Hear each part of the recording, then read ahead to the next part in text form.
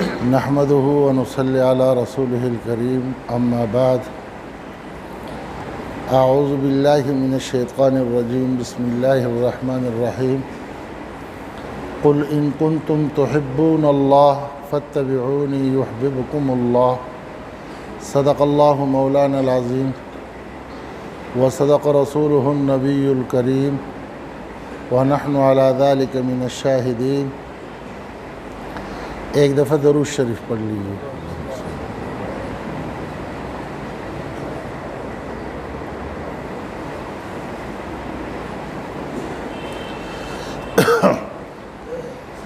بھائی عرض یہ ہے کہ ہم بر صغیر پاک اور ہند میں بسنے والے جو بات ہمارے سامنے آتی ہے تو سب سے پہلے ہم اس خطے کی کمزوری کے اعتبار سے ہم پہلے اس کو منفی سوچتے ہیں، اور منفی سوچ کے وجہ سے اپنا بھی نقصان ہوتا ہے اور اجتماعی بھی نقصان ہوتا ہے، اور بعض اوقات اپنے تخمینی اندازوں سے ایک چیز کو غلط ثابت کرنے کے لیے بھی ہم بہت کچھ کرنے پر مجبور ہو جاتے ہیں۔ تو یہ جمعے کے جو ہمارے آپس میں مذاکرہ ہوتا ہے یہ بیان نہیں ہے، مذاکرہ ہے۔ تو ہم معاشرت کے اعتبار سے مسلسل بات آ رہی تھی۔ آج ایک تو لیلۃ المعراج اور ساتھ میں وہ جو ہمارا سلسلہ چل رہا ہے وہ، اور تیسرا یہ کہ اس وقت پوری دنیا جس ابتلا میں مبتلا ہے تو اس کے متعلق کچھ گزارشات عرض کروں۔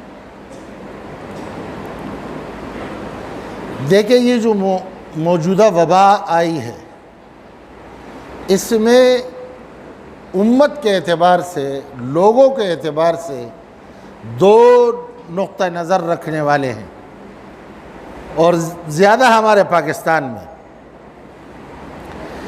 ایک وہ ہے کہ وہ اس کو کچھ سمجھتے ہی نہیں ہیں،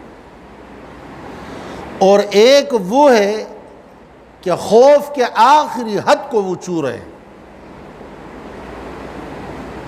میرے محترم بھائیو اور دوستو، مسلمان کی زندگی بڑی آسان ہے۔ کوئی بھی حالت آئے، ہمیں فرمایا کہ رسول اکرم صلی اللہ علیہ وسلم کا اتباع کرو۔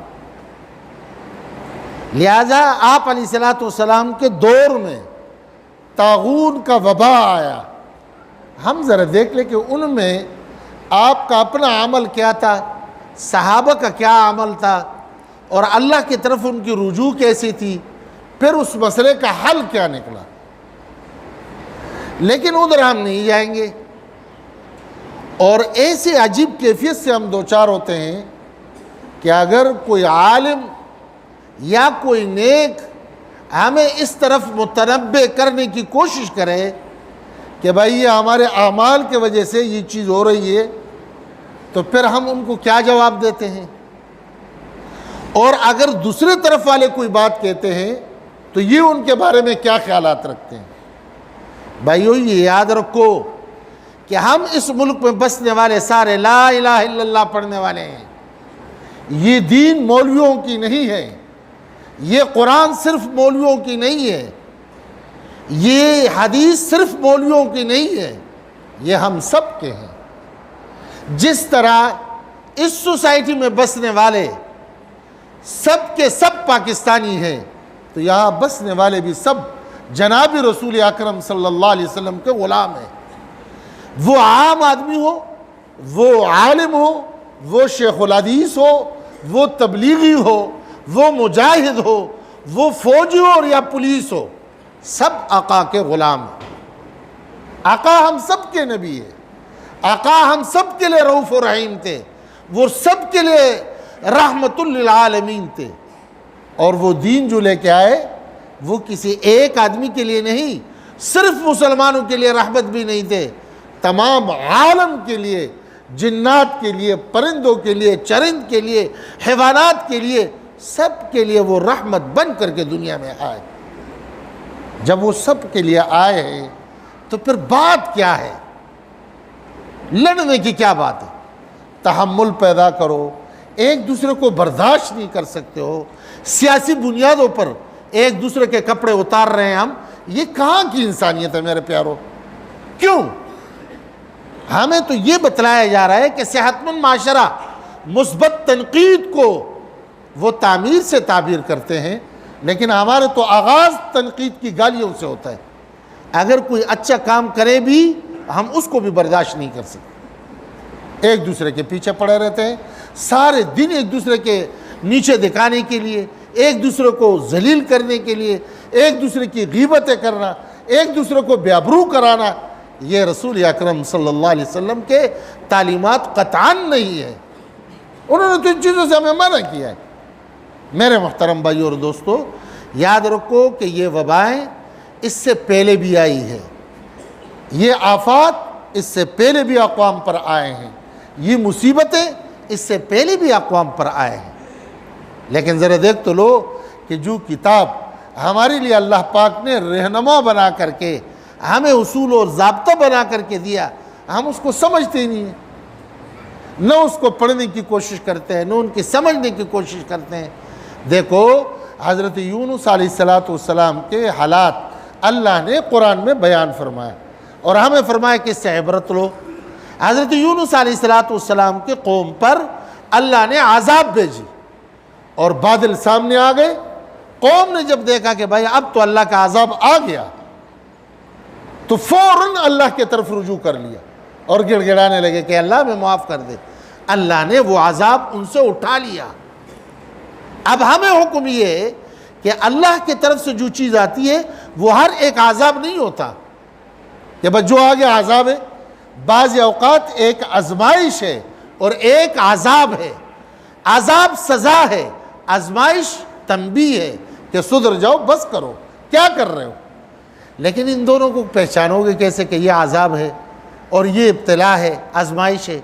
تو دیکھو آزمائش اس کو کہتے ہیں کہ جب وہ آ جائے اور اس کے بعد مسلمان اللہ کی طرف رجوع کرنے والے بن جائے، پہلے سے عبادت میں ان کی قوت بڑھ جائے، دعائیں بڑھ جائے، رونا بڑھ جائے، اللہ کے سامنے گڑ گڑانے لگ جائے، تو سمجھ لو کہ یہ تنبیہ تھی اور اس تنبیہ کو انہوں نے قبول کر لیا اور اللہ نے اپنے طرف ان کو رجوع کی توفیق عطا فرما دی۔ اور اگر سدھرے نہیں، گناہ اسی طریقے پر ہوتے رہے اور آگے بڑھتے رہے، تو پھر یاد رکھو کہ اللہ کا عذاب ہے اور اس عذاب سے پھر بچنے کی ترتیب اور ہے۔ اس لیے میرے محترم بھائی اور دوستو، اس وقت کے جو حالات سے ہم دوچار ہیں، پوری دنیا دوچار ہے، لہذا جس طرح ہمیں فرمایا نا الایمان بین الخوف والرجاء، کہ ایمان نام ہے خوف کا اور امید کا۔ خوف اور امید کا کیا معنی ہے؟ حضرت عمر رضی اللہ تعالیٰ عنہ فرما رہے ہیں کہ قیامت کے دن اگر اعلان ہو جائے کہ جنت میں ایک آدمی جائے گا اور کوئی نہیں جائے گا، تو فرمایا مجھے اللہ کی رحمت سے امید ہے کہ وہ عمر ابن خطاب ہوگا۔ اور اللہ سے ڈرتے اتنے ہیں کہ فرما رہے ہیں کہ اگر اعلان کہیں یہ ہو گیا کہ ایک آدمی جہنم جائے گا، تو فرمایا میں ڈر رہا ہوں اعمال کی وجہ سے کہ وہ عمر ابن خطاب نہ ہو۔ لہٰذا یہاں کی کیفیت اس قسم کی ہے کہ بھائی ایک تو یہ ہے کہ بالکل اس کو کچھ سمجھنا ہی نہیں کہ نہیں جی یہ کیا ہوتا ہے، اور تقدیر کا سہارا لے کر کے کہے کہ اللہ نے جو کیا وہی ہوگا، تو بھائی پھر اللہ نے جو کیا وہ ہوگا تو میرے اور آپ کی سمجھ زیادہ ہے یا اللہ کے نبی کی سمجھ زیادہ ہے؟ آپ علیہ السلام تشریف فرمائے، وفد آپ کے پاس آیا اور آنے کے بعد اس میں سے ایک آپ سے دریافت فرما رہے کہ یا رسول اللہ صلی اللہ علیہ وسلم، ہم اپنے جانوروں کو اسی طرح چھوڑ دیں، باندھے نہیں، ایک ترتیب یہ ہے، اور دوسرا یہ ہے کہ ہم ان کو باندھ دیں، انتظام پورا کر لیں۔ تو یہ توکل کی کون سی شکل ہے؟ یہ پہلی والی توکل ہے یا ہم ان کو باندھیں پھر توکل کریں؟ آپ علیہ السلام نے ان کو سمجھایا، فرمایا کہ ظاہری اسباب اور تدبیر کو اختیار کر کے پھر اللہ کے حوالے کرو، اور یہ کہو کہ ان تدبیروں سے نہیں ہوگا، ہوگا اللہ کے ذات سے، لیکن ظاہری اسباب استعمال کرو۔ اب میرے محترم بھائی اور دوستو، حکومت کے طرف سے اور یقیناً جو اچھا کام کرے ان کے لیے دعائیں کرو. یہ کوئی اور تو نہیں ہے کہ یہ باہر سے آئیں اور پتہ نہیں کیا کیا سوچ ہماری ہوتی ہے. بس ذہن ہماری میڈیا نے بنا دیا کہ یہ چور ہے، یہ ڈاکو ہے، یہ عیسائی ہے، یہ یہودی ہے، یہ فلاں ہے. اور بھائی یہی پاکستانی ہے. جس طرح روح ہوتا ہے فرشتے وہی ہوتے ہیں. فرشتہ پھر کوئی اور نہیں آتا. جیسے ہم ہیں ویسے وہ ہوں گے. ہم نے کون سے تیر مارا کہ ان کے پیچھے پڑے ہوئے ہو.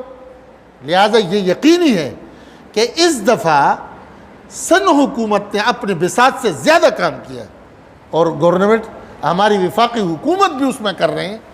لیکن اس کو اس ترتیب پہ لینا کہ بھائی یہ ہو گیا، یہ کیوں ہوا، یہ کیوں ہوا، یہ کیوں ہوا، کچھ ان کی ناسمجھیاں بھی ہوگی، لیکن کچھ یہ آپ کے لیے کر رہے ہیں، پوری قوم کے لیے کر رہے ہیں. یہ احتیاطی تدابیر کو استعمال کیا جائے.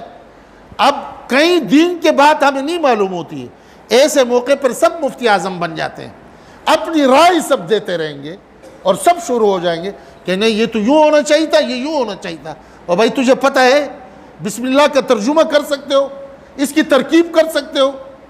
بھائی جو ہمارے بڑوں نے کہہ دیا مان جاؤ، اس میں چون چرا کی کیا ضرورت ہے. اس لیے میرے محترم بھائی اور دوستو، اس وقت یہ جو وبا آئی ہے اس سے ڈرو مت. اللہ پہ یقین کر لو کہ ڈرو مت. جو ہماری تقدیر میں اللہ نے لکھا ہے وہ آ کے پہنچے گی، لیکن احتیاطی تدابیر کو چھوڑو مت. یہ توکل نہیں ہے، یہ تقدیر کا سہارا نہیں ہے. احتیاطی تدابیر کو مکمل طور پر. اب بتاؤ کہ طاعون آیا، آپ علیہ الصلوۃ والسلام کیا فرما رہے کہ دیکھو جس علاقے پہ طاعون آ جائے تو باہر والوں کو چاہیے کہ ادھر نہ آئے، اور یہاں والوں کو چاہیے کہ باہر نہ جائے، موت سے ڈرے نہیں. ہماری تعمیر کر دی کہ لہٰذا اس ترتیب پہ رہو. اب میرے بھائیو، اگر ایک ڈاکٹر اس کے ماہرین وہ یہ کہہ دے کہ بھائی اجتماع میں کم جاؤ، ہاتھ ملانے کے اعتبار سے اگر وہ کہتے مت ملاؤ، تو اس کا یہ مقصد نہیں ہے کہ اس کو منفی لے لو اور یا پھر اس کے ایک اور ترتیب بنا لو. بھائی پرہیز میں کیا ڈاکٹر نہیں بتاتے کہ کھانے نہیں کھاؤ، آپ چلو نہیں، آپ لیٹ جاؤ، آپ یہ پیو، آپ یہ کھاؤ، تو ہم کچھ دن اس میں آرام کرتے ہیں چارپائی پہ. نماز بھی اشارے سے پڑھ لیتے ہیں، اور جیسے اللہ پاک صحت دے دیتے ہیں ہم پھر کھڑے ہو جاتے ہیں اور نماز پڑھتے ہیں. لہذا ہمیں تو اللہ نے فرمایا کہ دیکھو چیز یہ ہے، اس کو سمجھنا چاہیے کہ بھائی ایک آدمی نے نوجوانی میں عبادت کی اللہ کی خوب، اور اب کمزور ہو گیا، کر نہیں سکتا، تو حدیث میں آتا ہے کہ اللہ رب العزت اپنی فضل و کرم سے اس کو وہی ثواب دیتا ہے جو انہوں نے نوجوانی میں کیا.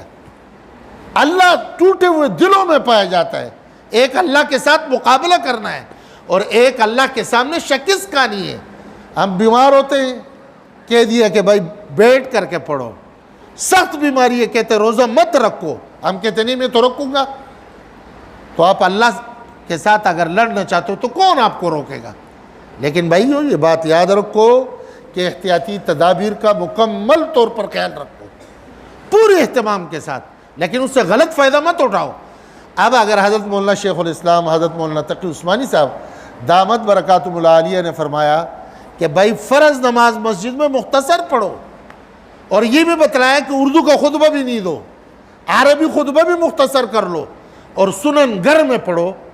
اب اس کے لیے بھی عجیب ترتیبیں شروع ہو گئی. وہ جی اللہ تو اعمال سے تمام چیزیں بدلتے ہیں، اور یہ کہہ رہے یہ نہیں کرو. بھائی کب کہا نہیں کرو؟ کس نے کہا نہیں کرو؟ ترتیب بدلو. اکٹھے رہتے ہو اس میں خطرہ ہے، گھر میں جاؤ ساری راتیں نفلیں پڑھو. آپ کو کس نے کہا کہ سنتیں آپ کی معاف ہے؟ ہاں البتہ یہ کہنا کہ مساجد میں اب نماز با جماعت نہ ہو، جمعے کی نمازیں نہ ہو، یہ نامناسب ہے. آپ نے جنگوں میں نمازوں کا اہتمام فرمایا، لیکن احتیاطی تدابیر نہیں چھوڑو، شدت کے دونوں انتہاؤں کو چھوڑو. اور بھائی یہ حکومت آپ کی ہے، یہ آپ کے لیے تدابیر کر رہے ہیں. اب اگر انہوں نے کہہ دیا کہ بھائی اس کو ذرا تھوڑا سا کم کر لو، ہمارے مزاج میں ہے کہ جب تک ہم ایک دوسرے پہ تنقید نہ کریں، ایک دوسرے کو نیچے نہ دکھائے، ہماری طبیعت ہی ٹھیک نہیں ہوتی تو کیسے کرے؟ اس لیے بھائیو برائے مہربانی کیا کام کرنا ہے؟ احتیاطی تدابیر کو مکمل طور پر ملحوظ خاطر رکھو، اس پر عمل کرو، اور اس کے ساتھ آگے یہ ہے کہ بھائی کسی نے کیا دعا بتائی، کسی نے کیا دعا بتائی، تو اس میں بھی الجھے ہوئے جی میں کون سی دعا پڑھوں؟ لہٰذا مسنون دعا کی ایک کتاب لے لو، اس میں اللہ کے نبی سے جتنی دعائیں بلائیں اور مصیبتیں اور تکلیفوں کے بارے میں ہیں اس کا اہتمام، اس میں جو دعا آپ کو آتی ہے اس کو پڑھو۔ نہیں ہے تو حضرت نے فرمایا کہ بھائی 3 دفعہ سورۃ فاتحہ اور 3 دفعہ قل هو اللہ احد اور پھر 313 دفعہ حسبنا اللہ ونعم الوکیل، اس کو ذرا تھوڑا سے اس کو پڑھ لیا جائے۔ لیکن یہ بھی نہیں آتا، کوئی بات نہیں، آپ استغفار اور درود شریف کا اہتمام کریں۔ لمبی درود نہیں پڑھ سکتے ہو، صلی اللہ علیہ وسلم یہ پڑھ لو، بہت ہے، 313 مرتبہ اس کو پڑھو، اور اس چیز کو مذاق مت لو۔ گھر کے اندر بھی اللہ کی طرف رجوع کی ترغیب چلاؤ، بچوں سے بھی دعائیں کرواؤ، خود بھی دعاؤں کا اہتمام کرو، اور ان تدابیر کا خیال رکھو۔ اور بھائی اس کے ساتھ ساتھ اب ہمیں بدلنا پڑے گا، لہذا جب فحاشی عام ہوتی ہے اور بے حیائی عام ہوتی ہے پھر اللہ پاک جھاڑو پھیر دیتے ہیں۔